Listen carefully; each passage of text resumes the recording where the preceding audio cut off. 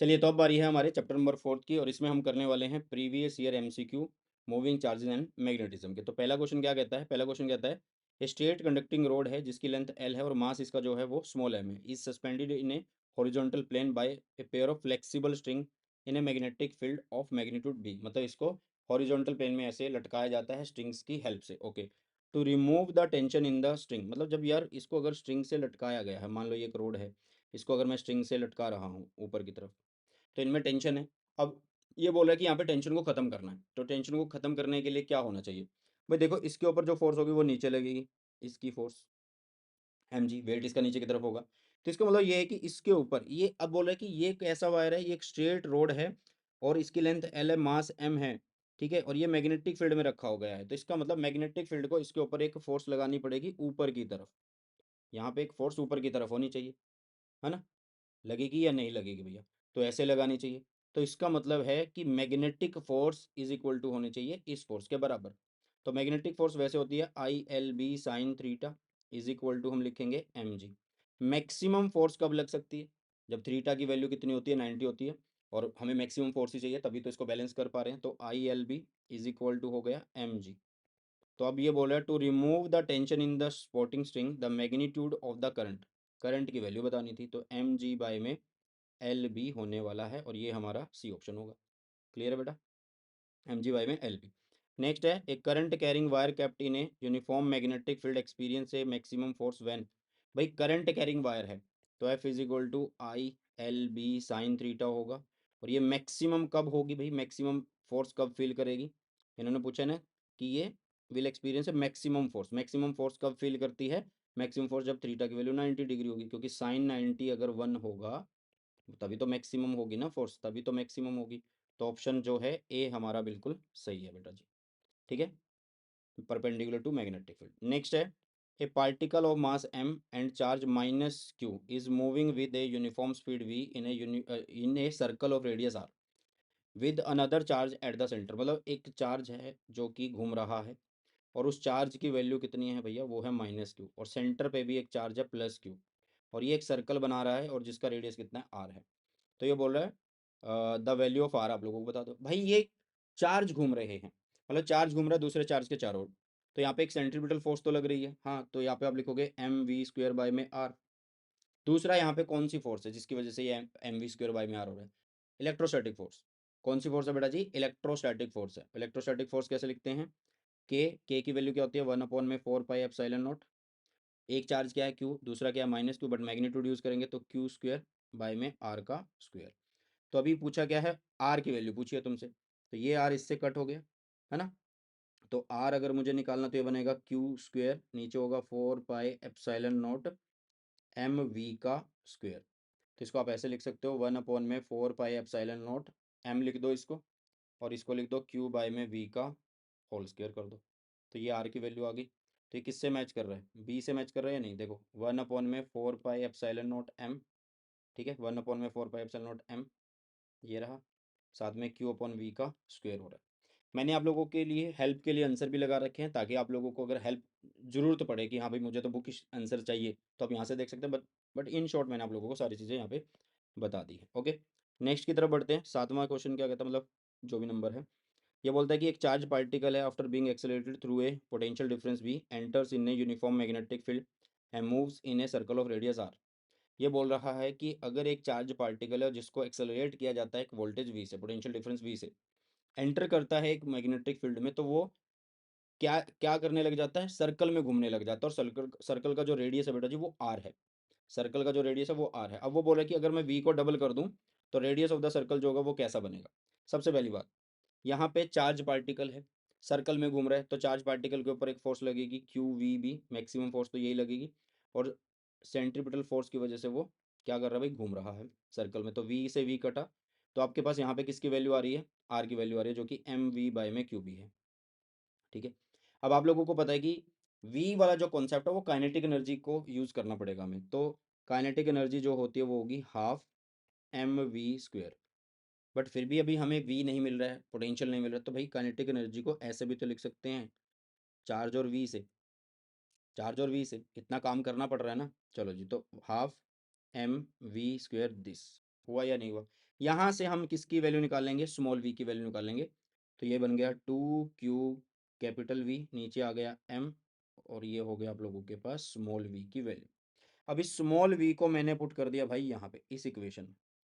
तो आर की जो वैल्यू है वो क्या बन गई, एम बाय में क्यू बी था, और यहाँ पे हो गया 2Q कैपिटल वी बाय में एम। अगर मैं एम को अंदर लेके जा रहा हूँ अंडर रूट में, तो एम स्क्वेयर अंदर जाएगा। अगर मैं क्यू और बी को अंदर लेके जा रहा हूँ तो क्यू स्क्वेयर बी स्क्वेयर जाएंगे, है ना। तो ये बन जाएगा आर इज इक्वल टू कितना, 2Q V बाय एम। यहाँ पे ये हो गया एम स्क्वेयर, ये हो गया क्यू स्क्वेयर बी स्क्वेयर। तो क्यू से ये क्यू कैंसिल, एम से ये कैंसिल, तो आपके पास आर की जो वैल्यू आ रही है वो कितनी आ रही है भैया, वो आ रही है 2M कैपिटल वी, नीचे आ रही है क्यू बी स्क्वेयर। यही आ रही है। अब वो अब वो पूछ रहा है कि रेडियस जो होगा वो कैसा बन जाएगा। ये नया रेडियस हमने निकाला ना। पहले रेडियस कितना है, पहले रेडियस अभी कितना है बेटा जी आप लोगों के पास, पहले रेडियस अभी आप लोगों के पास ये है भैया। नहीं एक मिनट, पहले तो रेडियस ये है ना, M V by Q B, यही है पहले तो radius, M V by Q B. तो अभी हमारे पास कितना होना चाहिए, अच्छा ये तो अभी एक सिंगल कंडीशन के लिए आया कि आर की वैल्यू आ चुकी है जब हमने पोटेंशियल डिफरेंस को ये रखा है 2M capital B V Q B का स्क्वायर है। अब वो बोले कि अगर मैं वी को डबल कर दूं, वी को अगर डबल कर दूं तो क्या होगा, नया रेडियस यहाँ पे होगा 2M × 2V, और ये हो जाएगा क्यू बी स्क्वायर वही का वही। अब ध्यान से देखना कि नया रेडियस क्या हुआ भाई, इसको मैं अंडर रूट 2 इंटू में ऐसे लिख दूं कि 2M V बाय में क्यू बी स्क्वायर लिख दूं। तो ये कौन है भाई, ये पुराना ही तो रेडियस है। तो ये हो गया अंडर रूट 2, साथ में हो गया आर, तो मेरा आंसर भी आ चुका भैया। तो इस तरीके से आप लोगों को ये क्वेश्चन करना था बेटा जी। ओके, तो बी आंसर हो जाएगा। ठीक है, नेक्स्ट अगला क्वेश्चन भी इसी तरीके से बेस्ड है। तो ये सारी कैलकुलेशन मैं वहाँ पे नहीं समझाऊंगा तुम लोगों को, ऐसे वीडियो ज़्यादा बड़ा हो जाएगा। अब इन्होंने बोला है 2 पार्टिकल हैं जिनके मासेस हैं M1 and M2 have equal charges, they are accelerated from rest through a potential difference V. वो रेस्ट से उनको एक्सेलरेट किया जाता है, दोनों के पास इक्वल चार्ज है। then enter in a region of uniform magnetic field if they describe circular path of radii r1 and r2। मतलब अगर वो घूमे सर्कल में तो उनके पास जो रेडियस है वो r1 और r2 रहने वाला है respectively. Then the value of m1 and m2 आप लोगों को निकालना। तो भाई ध्यान से देखो, r हम ऑलरेडी निकाल चुके हैं, एम वी बाय में क्यू बी था, लास्ट स्लाइड के ऊपर ही निकाल चुके हैं। ठीक है, और v की वैल्यू भी ऑलरेडी हमने निकाली थी। देखो काइनेटिक एनर्जी क्या होती है, हाफ एम वी स्क्वेयर। तो यहाँ से ये हो जाएगा 2K बाय में m अंडर रूट हो जाएगा ये v की वैल्यू। तो मैं यहाँ पे m बाय क्यू बी अगर लिखूँ तो यहाँ पे v की वैल्यू हो जाएगी 2K बाय में m। अगर मैं यहाँ पे m को अंदर ले जा रहा हूँ रूट के, देखो ये है 2K, m पहले से पड़ा हुआ है, अगर मैं m को अंदर ले जा रहा हूँ तो m स्क्वेयर हुआ, नीचे हुआ क्यू स्क्वेयर बी स्क्वेयर। तो ये m से ये कट गया, तो ऊपर हो गया आप लोगों के पास 2K m बाय में क्यू स्क्वेयर बी स्क्वेयर हो गया। यस और नो, फटाफट से एक बार बताइए। ठीक है, फटाफट से एक बार बताइए जल्दी से सभी बच्चे। इतना मेरे ख्याल से सभी को समझ में आ गया होगा। अब इसको बाहर भी रख सकते हो, वो आप लोगों की मर्जी। अब यहाँ पे यार बी भी कांस्टेंट है, बी भी क्या है, कांस्टेंट है। देखो क्यू स्क्वायर बी स्क्वायर को अंदर ले जाने की जरूरत भी नहीं है क्योंकि वो किसी से कट नहीं रहे, तो उनको बाहर रखना चाहते हो तो बाहर भी रख सकते हो। अब बी यहाँ पे कांस्टेंट है, ठीक है, क्योंकि चार्ज उन्होंने सेम बोला, हाँ यूनिफॉर्म मैग्नेटिक फील्ड बोला है तो भाई बी कांस्टेंट है। चार्ज उन्होंने खुद सेम बोल दिया तो वो भी कांस्टेंट है। ठीक है, और मास उनके अलग अलग हैं। काइनेटिक एनर्जी क्या होगी, एक मिनट रुकिएगा, they have accelerated from rest through a potential difference भी, सेम पोटेंशियल डिफरेंस से किया जाता है भैया, है ना, सेम पोटेंशियल डिफरेंस से किया जाता है। तो के को भी हम क्या लिख सकते हैं कि के भी एक तरीके से यहाँ पे क्या हो रहा है, कांस्टेंट हो रहा है। तो यहाँ पे एक तरीके से क्या है कि आर जो है वो अंडर रूट में एम आ गया है, एक तरीके से प्रोपोर्शनल, मतलब R square proportional to M. मतलब M1 अगर मुझे निकालना है तो वो R1 का स्क्वायर होगा, M2 अगर मुझे निकालना है तो वो R2 का स्क्वायर होगा। दोनों को डिवाइड कर दो, दोनों को डिवाइड कर दो भाई। ठीक है, क्योंकि आपने क्या पूछा है, आपने रेशो पूछा है, आपने क्या पूछा है, उसका रेशो पूछा है। समझ आई इतनी बातें, यस और नो। ठीक है, तो क्या था ये, 2 पार्टिकल थे जिसके मासेस थे M1 एंड M2 भाई साहब, have equal charges, they have accelerated from rest through through a potential difference. देखो यार काइनेटिक एनर्जी ईवी से भी तो लिखते हैं, तो चार्ज सेम है, सेम वी से उनको एक्सेलरेट किया जा रहा है, तो काइनेटिक एनर्जी सेम रहने वाली है, तो इसलिए वो कांस्टेंट थी। ठीक है, तो आंसर आ गया कितना भैया, सी। क्लियर है। नेक्स्ट की तरफ बढ़ते हैं। नेक्स्ट क्या क्या बोला गया है, two horizontal thin long parallel wires हैं separated by distance R carrying current I in the opposite direction. मतलब जैसे कि आप लोगों को यहाँ पे ये वायर्स दिखाई गई हैं, दोनों के अंदर करंट जो है सेम डायरेक्शन में है, और दोनों के बीच में जो डिस्टेंस है वो कुछ भी मान लो आप, कुछ नहीं, इन्होंने आर दिया हो तो आर मान लो। अब वो बोल रहा है कि the net magnetic field at a point Midway between them. देखो यार, मिडवे इनके बीच में निकालना है, मतलब आर बाई टू पे निकालना। पहले से आर बाई टू, दूसरे से आर बाई टू पे निकालना। अब ध्यान से सुनना सभी, सिंगल कंडक्टर है, स्ट्रेट कंडक्टर है, तो फील्ड की वैल्यू क्या होगी, म्यू नोट आई अपॉन में 2 पाई आर होगी। अब यहाँ पे mu naught I upon 2 pi R को आप इस तरीके से भी बना के लिख सकते हो, वो आपकी मर्जी है। ऊपर 2 मल्टीप्लाई करना पड़ेगा, नीचे 2, बट इसकी जरूरत नहीं है, हम सीधा ऐसे भी कर सकते हैं। ठीक है, कई बुक में देखो यहाँ पे डायरेक्ट फॉर्मूला ये यूज़ कर रखा, अब ये यूज़ ना करके आप डायरेक्ट फॉर्मूला ये यूज़ करिए, और जो वैल्यूज उनको पुट करिए, आपका एग्जैक्ट फॉर्मूला ये आने वाला है। मतलब देखो, बी की वैल्यू हमें पता है कि म्यू नॉट आई अपॉन में 2 पाई आर होगा। अब आर की वैल्यू कितनी है भैया, म्यू नॉट आई अपॉन में 2 पाई आर बाय में 2 होगा। तो ये 2 यहाँ से कट हो गया तो पाई आर बन गया। ठीक है, अब कई बच्चे क्या करते हैं ना, सीधा फॉर्मूला ये यूज़ करते हैं, ये यूज़ करते हैं। भाई इसको करने की ज़रूरत नहीं है, इसको करने की ज़रूरत नहीं है। सीधे वो चीज़ों को समझो, स्ट्रेट कंडक्टर के लिए हमें यूज़ करना, स्ट्रेट कंडक्टर का फॉर्मूला ये होता है। तो आप आर वैल्यू रख लो तो बी1 की वैल्यू आ गई। इसी तरीके से आप बी2 निकालोगे, बी2 का फॉर्मूला पता है ना भाई, सेम फॉर्मूला है बी2 की जगह। अब क्या होगा, म्यू नॉट आई, दोनों में करंट तो सेम ही है, mu naught R, R by two, 2 से 2 कटेगा तो इसकी वैल्यू भी सेम आ गई, दोनों की वैल्यू सेम आने वाली है। अब इन दोनों को देखना है कि भाई ये माइनस होंगे या प्लस होंगे। भाई फर्स्ट वायर की वजह से अगर मैं राइट हैंड थंब रूल लगाऊं, अपना राइट हैंड थंब रूल लगाऊं, तो यहाँ पे फील्ड क्या हो रहा है, अंदर जा रहा है। यहाँ पे फील्ड क्या हो रहा है, अंदर जा रहा है, अंदर की तरफ ऐसे क्रॉस यहाँ पे हो रहा है। सिमिलरली अगर इसमें देखूं, इसमें करंट अपोजिट डायरेक्शन में है, तो इसमें भी करंट क्या होगा, अंदर की तरफ जा रहा है भैया। इसमें भी करंट क्या होगा, अंदर की तरफ जा रहा है। तो दोनों करंट क्या होंगे, मतलब दोनों फील्ड क्या होंगे, अगर मैंने करंट बोला तो भाई फील्ड है यहाँ पे, ठीक है।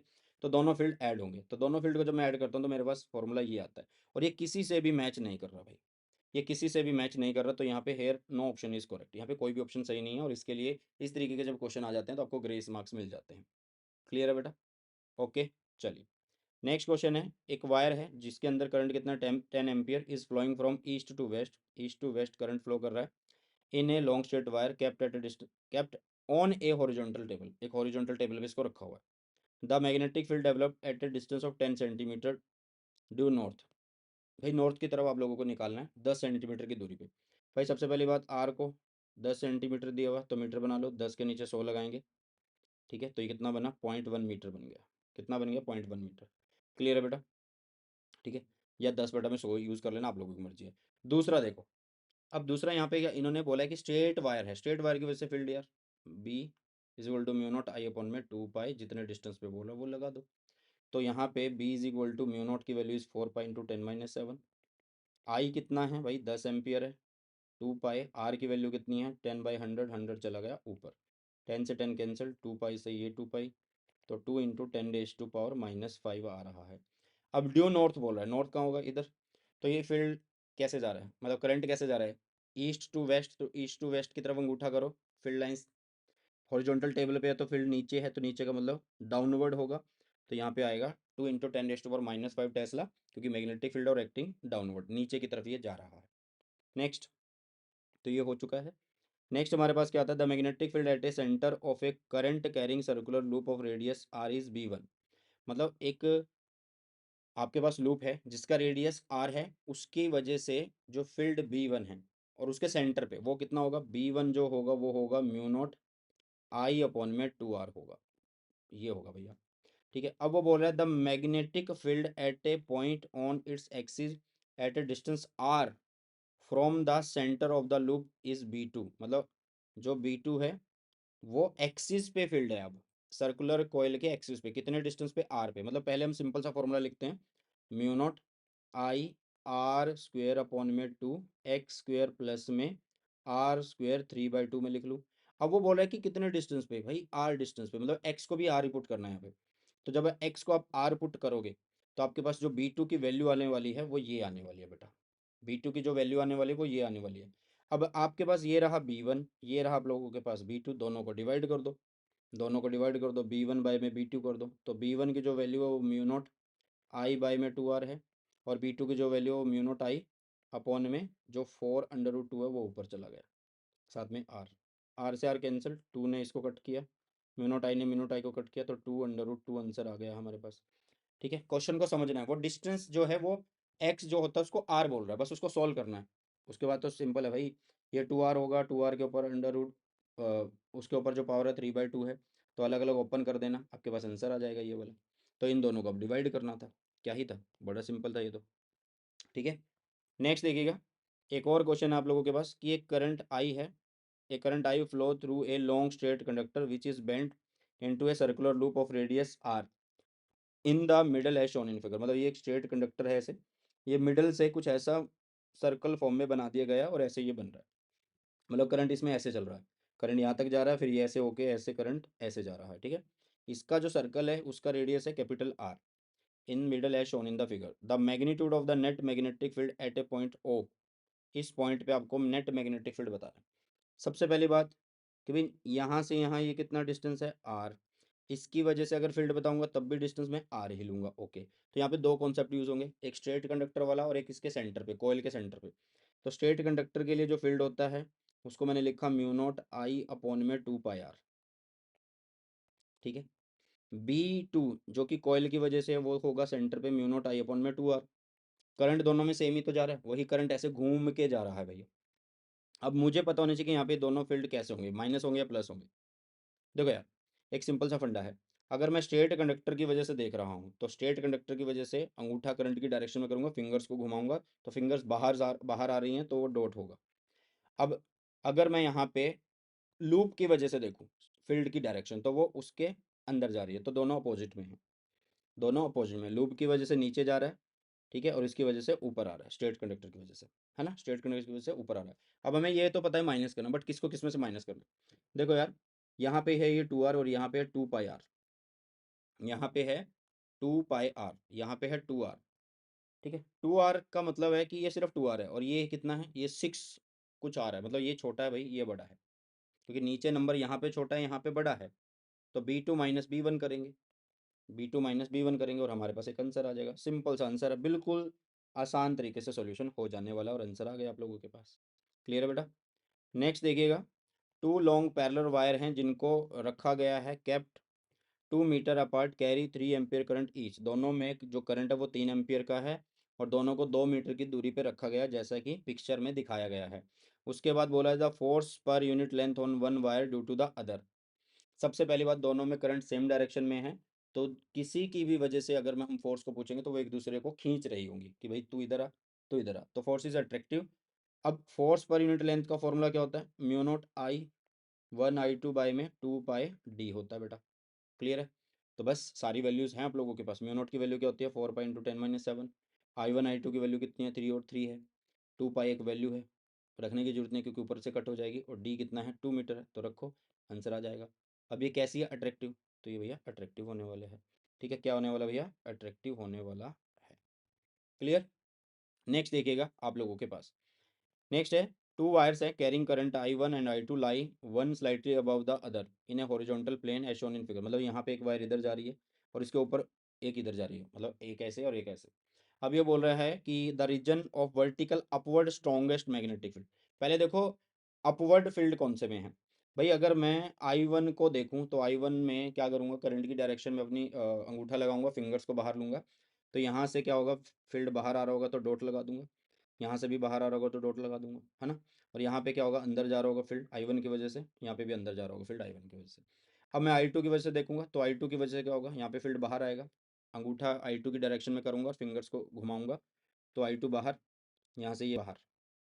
ठीक है, यहाँ पे अंदर जा रही होंगी और यहाँ पे अंदर जा रही होंगी, तो ये और ये तो भाई एक दूसरे के कैंसिल कर रही है। ये दोनों क्या हैं, बाहर आ रही हैं, ऊपर की तरफ है, और ये दोनों नीचे जा रही हैं, तो जो अपोजिट डायरेक्शन में वो तो कम है क्योंकि वो एक दूसरे को कैंसिल कर सकते हैं, तो ये तो स्ट्रॉन्गेस्ट नहीं हो सकते। दूसरी बात, भाई ये स्ट्रॉन्गेस्ट अपवर्ड पूछ रहा है, ये नीचे जा रहा है सेम डायरेक्शन में बट डाउनवर्ड है, तो अपवर्ड कौन सा हुआ, सेकंड वाला हुआ, अपवर्ड कौन सा हुआ बेटा जी, सेकंड वाला हुआ हमारे पास। नेक्स्ट देखिएगा, नेक्स्ट बोला जा रहा है two parallel conductor carrying current of 4 ampere and 10 ampere are placed 2.5 centimetre apart in vacuum, the force per unit length same है जैसे हम पहले निकाल के आए हैं। फोर्स का फॉर्मूला लगाएंगे और आंसर आ जाएगा आप लोगों के पास। तो ये बिल्कुल सेम है, इसकी तरह ही है बेटा जी। ठीक है, बस कैलकुलेशन करनी है तो एक बार देख लेना, आंसर ऑलरेडी आप लोगों को मेंशन कर दिया गया यहाँ पे। नेक्स्ट है असर्शन रीजन है क्वेश्चन, इसको देख लेते हैं। इन्होंने बोला कि असर्शन में बोला है the deflecting torque acting on a current carrying loop is zero when its plane is perpendicular to the direction of magnetic field. देखो टॉर्क का फॉर्मूला होता है M B sine theta, M का फॉर्मूला होता है एन आई ए बी, हो गया ना, ये साइन थीटा मतलब आई ए होता है वैसे तो ये टोटल ऐसे हुआ। तो इसका मतलब ये है कि भैया ए वेक्टर और बी वेक्टर में क्या होना चाहिए, परपेंडिकुलर होने चाहिए वो एक दूसरे के।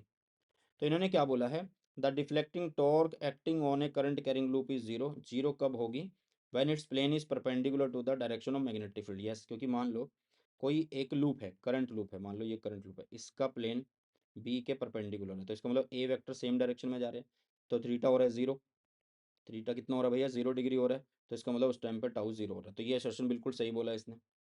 ओके, नेक्स्ट बोल रहा है the deflecting torque acting on a loop of magnetic movement M in a magnetic field is given by dot product. Dot product थोड़ा था भाई, क्रॉस प्रोडक्ट होता, तो ये गलत हो गया।